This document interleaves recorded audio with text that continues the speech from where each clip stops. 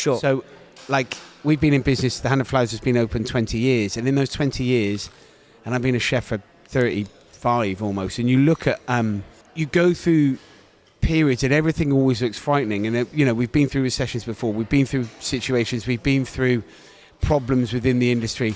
Not once ever since I started cooking to this point now, we've always gone, there's loads of staff. Yeah, we get, we've got thousands of sous chefs to choose from. It's never been there. It's never. So there's always those continuous issues. I think what happens now, the biggest problem is margins, and margins have been eroded completely. So restaurants don't make money. I mean, even super busy ones, there's a few that operate in London that are absolutely packed the whole time that are doing well.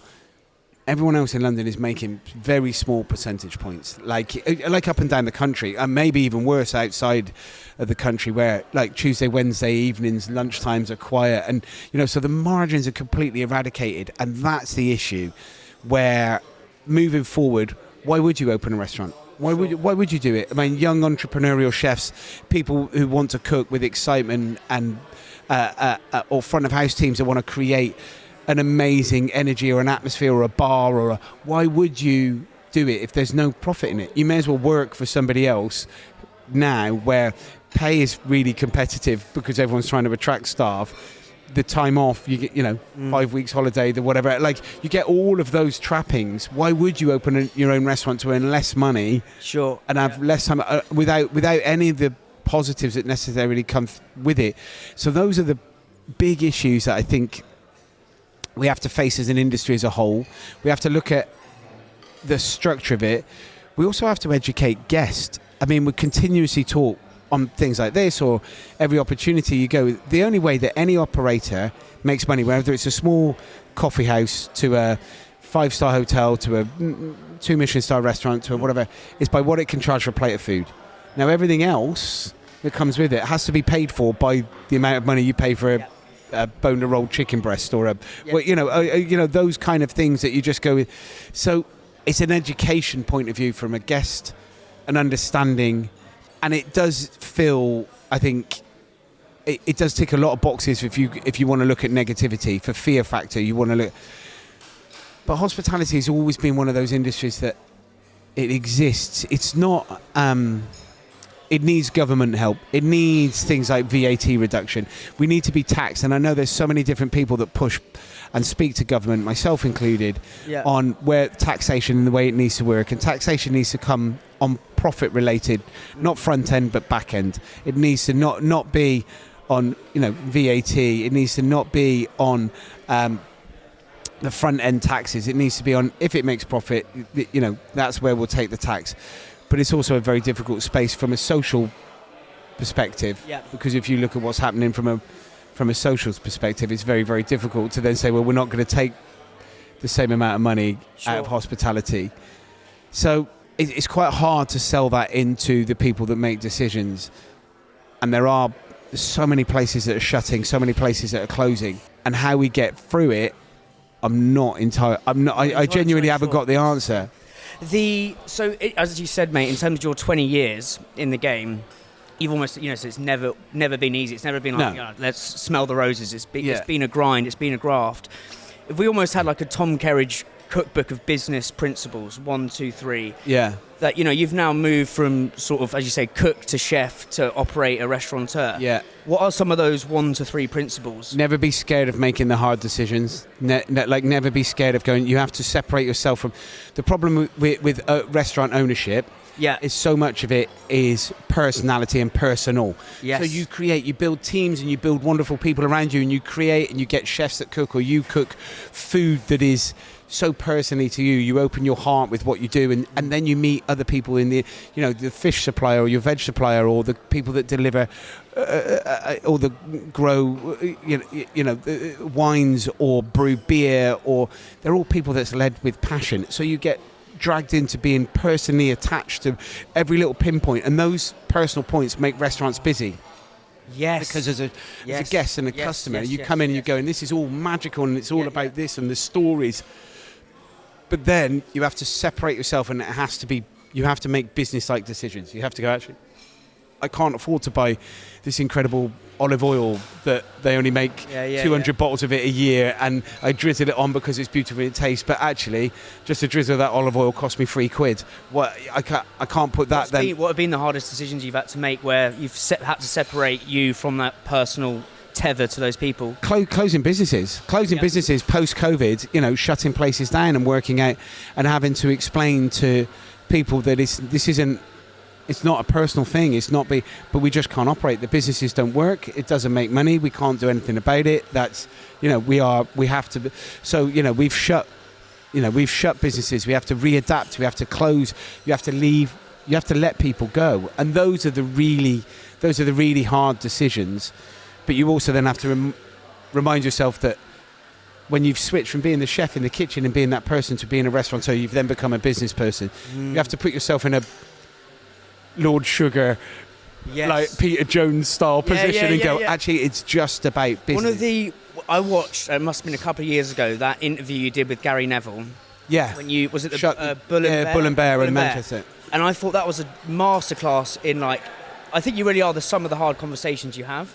You've got to have difficult conversations, but the way you and Gary just sat there and was so sort of straightforward, very polite to each other and just frank. Yeah.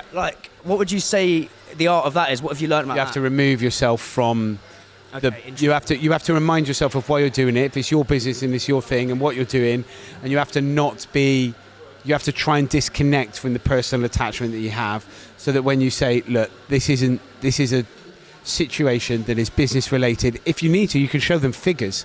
When we're very open with, actually, this is how much money this makes, or this is how much it is losing. We have a management meeting every Wednesday where all of the businesses in Marlow, we have a management meeting here today. We have a monthly one here, and in the Marlow sites we have one where we visit on a weekly basis. And we're very happy to have those open conversations going, listen, last week net turnover, net profit was actually a deficit. We did not make money. We lost this. And then at the end of the month, these are the figures, this is it. And if it makes... So, for example, we might go, this month, this small little site made £7,000 net profit. Not a lot of money, it's amazing. But this morning you've come to me and told me that the grill's broken. It's 7 years old. You better buy a new. The options are fix it and it's £9,000, or buy a new one and it's £13,000. So although we've made £7,000 profit, we've now lost because something's broken. We've got to always remind ourselves. And quite often, it's good to be open with staff, so they have an understanding of what's going on, cash flow coming in and out, so that when it comes to the conversation point of view, they understand it. And it's good for, particularly as they're growing, to come into senior management level, because your expectations levels of them are, you have to operate as a profit. You have to be making, I'm not on top of the guys every day of going, well, why have we ordered 4 whole sea bass as opposed to 2? Well, why we only need that, or they have to take responsibility for it. So allowing people to become personally and professionally responsible then helps further decision making when you explain, this is what you've got to do, because you can remove yourself from the personality and go, it's a business thing. But it is a really difficult thing. So almost like the first principle is separate yourself, but make the hard decision. What would you say is the second principle in the Kerridge cookbook of business? Remind yourself that if it was, somebody once said to me when I first opened, if it was easy, everyone would do it. And you go, okay, you have to remind yourself of that. And it is, if it was easy, everyone would do it. And because not everyone can run a business, not everyone can make it work, and it's never easy. There's never an easy day. You have to also, once you own a business, there's never a day off. You might not be at work, you might not be, but you're only a phone call away. There's always an imminent disaster somewhere. Someone somewhere is doing something stupid in your business all the time. Do you like fear? Is that? Do I like fear? Yeah, I like risk. I back myself. It makes you feel alive that things are going. Things are happening. I don't like being a passenger. I don't like being a passenger and watching things go on. I like being in amongst what's happening. So fear is almost like it's tailwind when you're in control of it. It's headwind when you're a passenger. Interesting. Like COVID was quite a really horrific time for the restaurant industry, and it was a really awful period for working, for what was going on for staff, for people, for not knowing, particularly the beginning bit where nobody had any idea what was going on, how to deal with it, what was happening. so that when a bit of infrastructure came in and we all kind of understood how or what we were going to do, and you start to, in a really funny way, I thoroughly enjoyed it because it was that infrastructure of business management. How do we get through it? What have we got to do? How do we survive? What decisions have we got to make? All of those, I suppose, control or out of your control businesses that you're navigating the infrastructure of a business and trying to make it not collapse or not. How do you solve those problems? Problem solving. I like the problem solving. Don't get me wrong, I hated it. We lost an absolute ton of money and we lost some amazing people. But the decision making, the process of going through it in a really weird way, I quite enjoyed the challenge. I quite enjoyed the challenge. I never want to do it again. Yeah. Don't get me wrong, I never want to do it again. Yeah. But I quite enjoyed the thinking process. Sat with our managing director, having conversations every day about, well, what do we do? How do we solve that? Where's the cash? When you've got sat on this whole group, Tom, you've probably got thousands of missiles pointing in your head. Like, you need to do like the problem solving bit. Like, how do you actually solve them when you've got? Where do you start? Do you know what I'm saying? As you said, something's broken. There's a team member.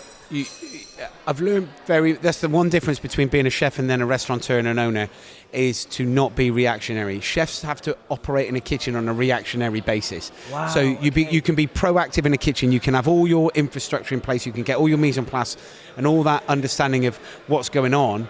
But you're reactionary to service. So a plate comes back, or a steak's overcooked, or a chef's dropped something coming up to the pass, or the sauce isn't ready, so you have to be ready to be reactionary very, very quickly.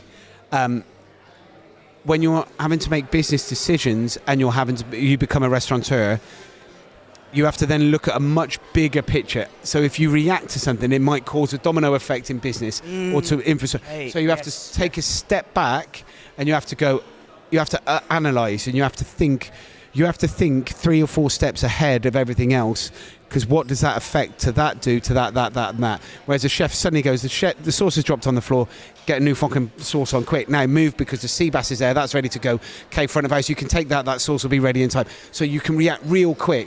In business, you have to go, okay, that's a problem, that's an issue, right? Let's just stop, reset, think about it, work it out. You have to give yourself time, and those are, I think, the big differences between. Is that been the hardest thing, moving from chef to basically entrepreneur? To restaurateur, yeah. Restaurateur.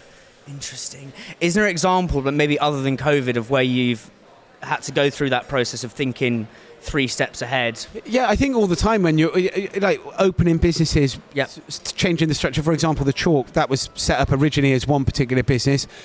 You rebuild, you open a place, you spend a loads of money trying to get it right, and then it doesn't work, and you have to go, okay, so you have to work out, right, are we gonna, was that the butcher's tap and grill, and you go, okay, so it half works, it works at a weekend. It didn't work, because I've been to the one in Marlow and it was banging. Like, Marlow one works, so you thought it would work in Chelsea. Monday, Tuesday, Wednesday, the business isn't busy enough. Thursday and Friday it would be busy drinking, but the revenues are on burgers and maybe a high-end steak every now and then. Sure. But then the revenues aren't enough to justify the space being open from the beginning. Also, you go, actually, people in Chelsea want to make a reservation. They want to book. They want to know that they're going out on a Friday or a Saturday night. They want a table as opposed to just turning up. Whereas Marlow was that we've already got the hand and flowers and we've already got the coach where you can book and go in.